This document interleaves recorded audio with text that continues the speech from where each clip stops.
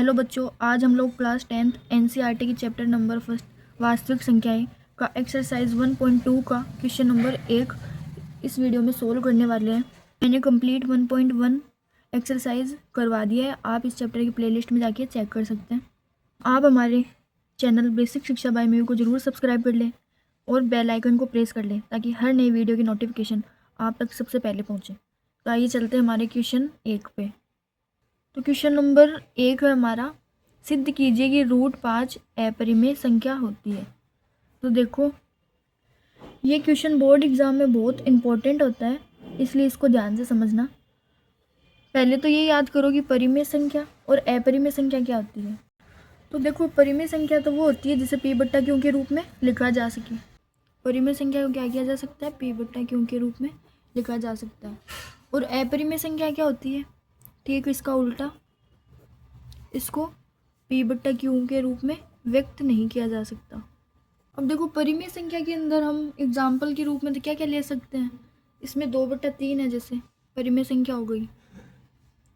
5/1 है, ये भी क्या हो गई? परिमेय संख्या हो गई। और अपरिमेय संख्या में क्या हो जाएगा? √2, √3, है ना, ये अपरिमेय संख्या होती है। तो देखो, हमें √5 को क्या करना है? अपरिमेय सिद्ध करना है। इसके लिए हम विरोधाभास विधि का क्या करेंगे? उपयोग करेंगे। इसका मतलब है कि हम पहले तो √5 को परिमेय मान लेंगे और फिर ये साबित कर देंगे कि √5 एक अपरिमेय संख्या है। तो देखो, क्वेश्चन को स्टेप बाय स्टेप सोल्व करते हैं। तो देखो, √5 को अपरिमेय संख्या सिद्ध करने के लिए हम क्या कर लेंगे? पहले हम लिखेंगे माना √5 एक परिमेय संख्या है। और अगर ये परिमेय संख्या है तो हम लोग जानते हैं कि परिमेय संख्या को हम एक भिन्न के रूप में लिख सकते हैं, p बट्टा क्यू के रूप में। तो मैं इसको क्या लिख रही हूँ? √5 बराबर a/b, ऐसे लिख सकते हैं इसको, क्योंकि हमने इसको क्या माना है? परिमेय संख्या माना है, जहाँ a और b क्या है? पूर्णांक है। तो यहाँ लिख दो साइड में। अब यहाँ पे हम एक चीज़ और लिखेंगे कि a तथा b में कोई कॉमन फैक्टर नहीं है। जो हमने फ्रैक्शन माना है इसको, ये क्या है? सबसे सिंपलेस्ट फॉर्म में है। फ्रैक्शन का सबसे सिंपलेस्ट फॉर्म हमने इसको माना है, a/b को। अब देखो, हम इसको आगे सोल्व करेंगे। तो इसको आगे सोल्व करेंगे तो मैं क्या कर रही हूँ? दोनों तरफ स्क्वायर कर रही हूँ। तो मैं इधर स्क्वायर करूँगी तो क्या आ जाएगा?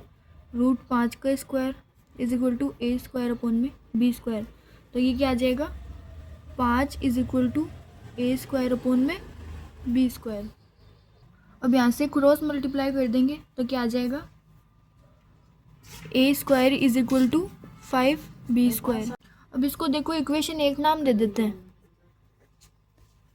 तो इस इक्वेशन एक को ना आप लोग ध्यान से देखो, इसमें क्या देखने को मिल रहा है कि जो a² है वो किससे विभाजित हो रहा है? 5 से विभाजित हो रहा है। यहाँ पे मैं लिख दूंगी समीकरण 1 से हम कह सकते हैं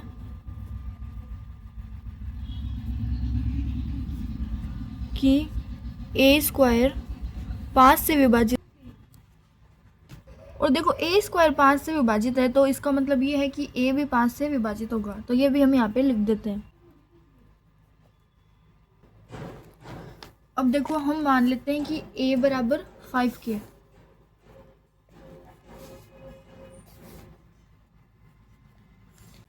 अब मैं क्या करूँगी? ये a का मान समीकरण 1 में रख देंगे हम लोग। तो रखते हैं, तो आ जाएगा हमारा a² बराबर 5b²। तो यहाँ पे a² थी हमारी समीकरण 1, तो इसके अंदर 5 के रखेंगे तो 5k का square is equal to 5b²। तो यहाँ पे क्या आ जाएगा? 25k² is equal to 5b²। तो यहाँ से देखो, 5 से ये 25 चला जाएगा तो हमारे पास इधर क्या बच जाएगा? 5k² is equal to b²। अब इस समीकरण को ध्यान से देखो, यहाँ से हमें क्या देखने को मिल रहा है कि जो b² है वो किससे विभाजित हो रहा है? 5 से। और b² अगर 5 से विभाजित है तो b भी 5 से विभाजित होगा। तो यहाँ पे हम लिख देते हैं। अब देखो, हमने शुरू में क्या माना था? a और b दोनों में कोई भी कॉमन फैक्टर नहीं है, पर अभी अभी हमने दोनों में ये प्रूफ किया है कि ए भी 5 से विभाजित है और बी भी 5 से विभाजित है। दोनों में 5 क्या है, कॉमन फैक्टर है, इसलिए हमारा मानना क्या था, गलत था। अतः रूट 5 क्या है, एक अपरिमेय संख्या है, तो इसको हम लिख देते हैं। अगर दोस्तों वीडियो अच्छा लगा हो तो वीडियो को लाइक करना, चैनल को सब्सक्राइब करें और अपने फ्रेंड्स को ज़रूर से ज़रूर शेयर करें। और अगर कोई डाउट हो तो कमेंट सेक्शन में पूछ सकते हैं। Thanks for watching.